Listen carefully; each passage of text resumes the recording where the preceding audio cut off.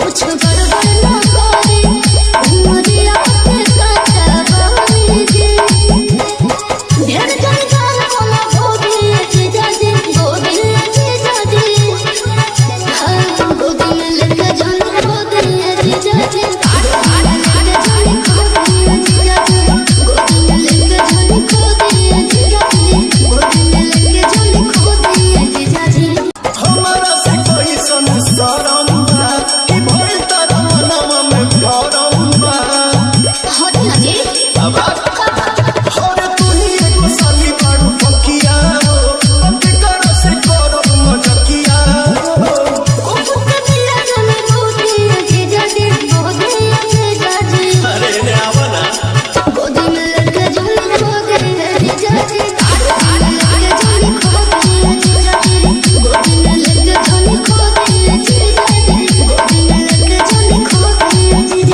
देखिए, जो आपने अभी आगे का वीडियो क्लिप में पवन सिंह का रील्स वीडियो देखा है, यह वीडियो बहुत तेजी से सोशल मीडिया पे वायरल हो रहा है। तो मैंने सोचा पवन सिंह के तमाम फैंस के पास ये वीडियो पहुंचाना चाहिए, क्योंकि उन लोगों को भी पता चल सके कि पवन सिंह का वीडियो बहुत तेजी से वायरल हो रहा है। दोस्तों, आप सभी को बता दें, इससे पहले मैंने इसका पार्ट 1 डाला था, मतलब कि यही गाने पे पवन सिंह एक छोटी बच्ची के साथ में वीडियो बनाते हुए नजर आए थे।